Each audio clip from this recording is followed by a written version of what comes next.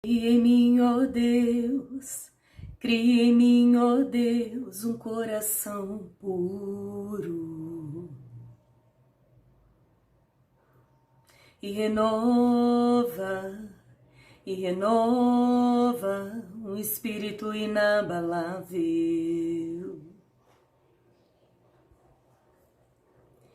Não retires de nós o teu espírito.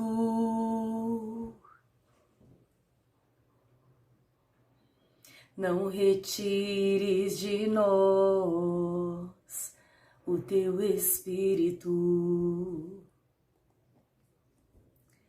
Salmo 51, versículo 10. Esse salmo foi escrito por Davi logo após ele ter sido repreendido pelo profeta Natã por causa do seu adultério com Batseba.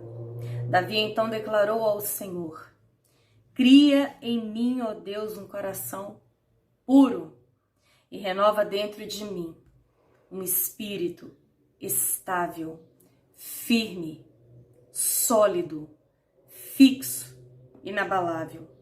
Não me expulses da tua presença e nem retires de mim o teu espírito.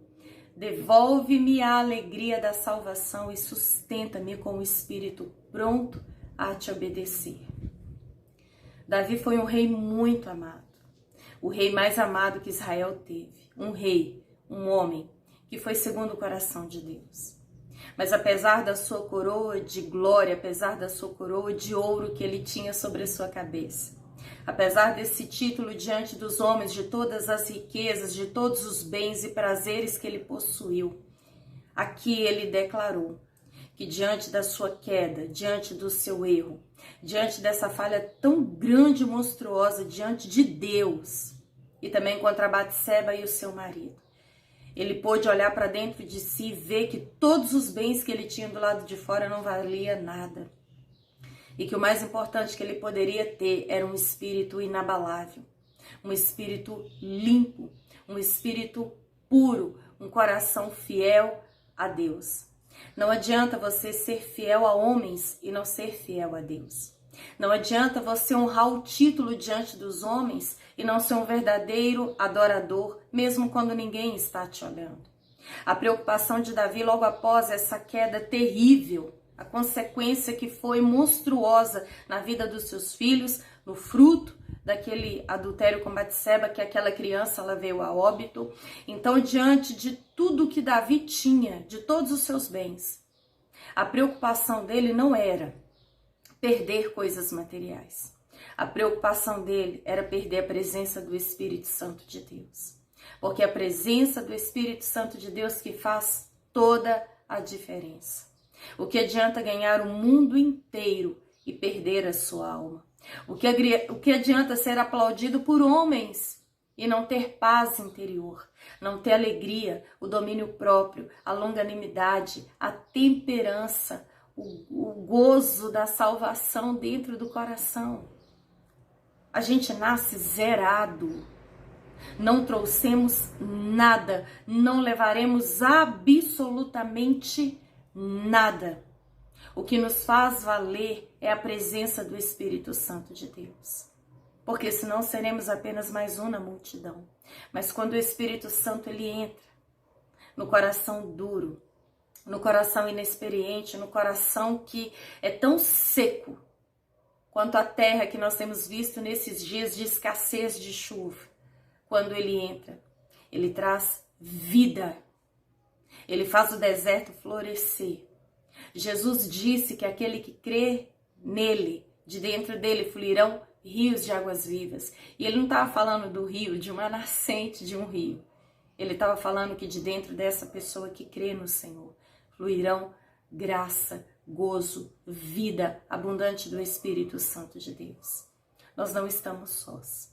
Quando Jesus veio e cumpriu todo o seu propósito para que a palavra, a escritura de fato se concretizasse, porque a palavra de Deus ela não cai por terra. Até os céus e a terra passarão, mas a palavra de Deus, tudo que está escrito, de fato vai se cumprir, é fato. A palavra de homens falha, a palavra de homens cai por terra, a palavra de homens voltam atrás, mas a palavra de Deus não.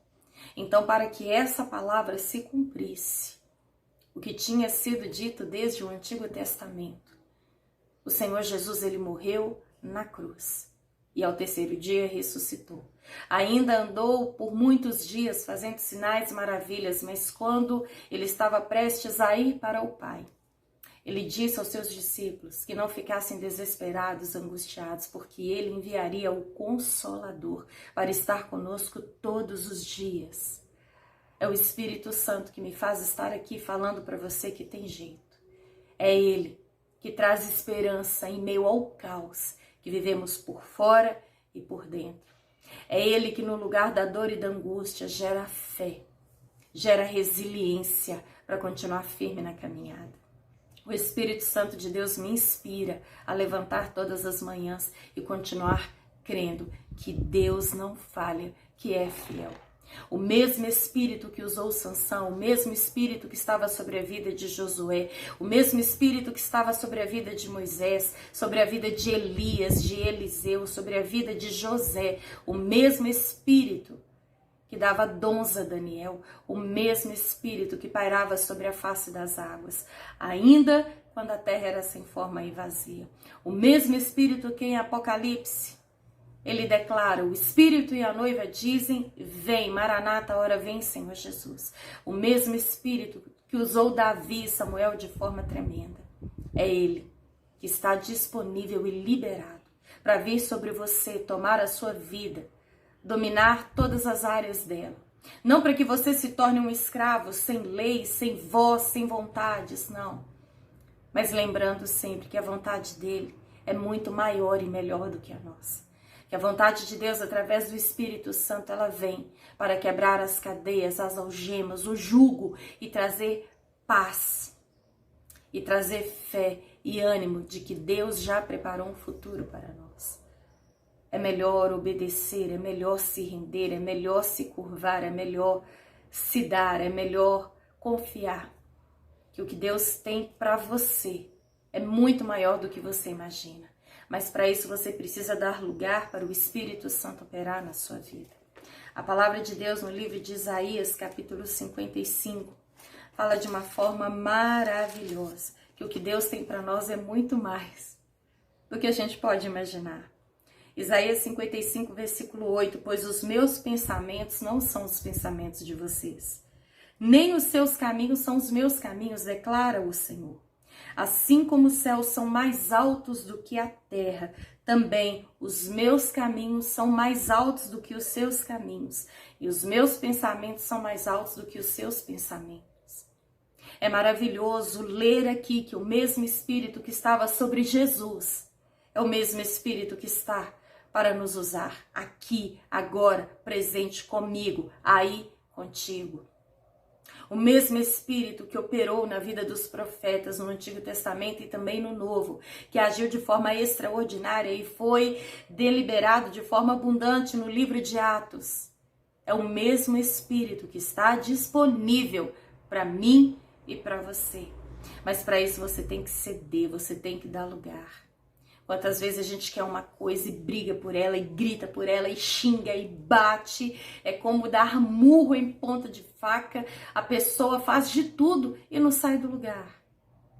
Mas quando você abre o seu coração para o Espírito de Deus entrar, ele te guia, ele te conduz, ele te instrui, ele te ensina, ele te capacita, ele te molda. E assim como Jesus foi usado no passado, é que a palavra se cumprirá em nós. Também seremos usados, tanto quanto ele foi. Não porque nós somos bons, mas porque o mesmo Espírito que repousou sobre Cristo, dando sabedoria, entendimento, graça, autoridade, poder, unção, virtudes, é o mesmo Espírito que Deus libera para nós. Crê somente, abre o seu coração.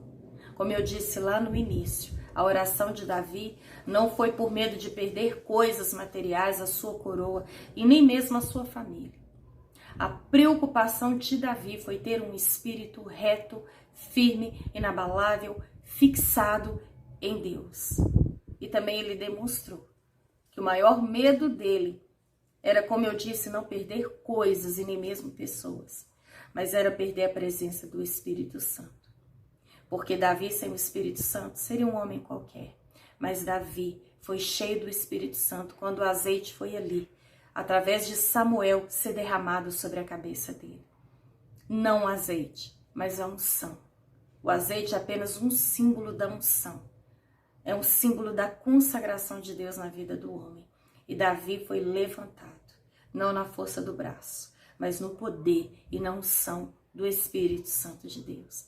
Você já falou com o Espírito Santo hoje? Você já buscou a presença dele hoje? Você já desejou ser impactado e movido por ele hoje? Que o Espírito Santo guie cada passo seu e que você se deixe ser dominado e guiado por ele. Amém?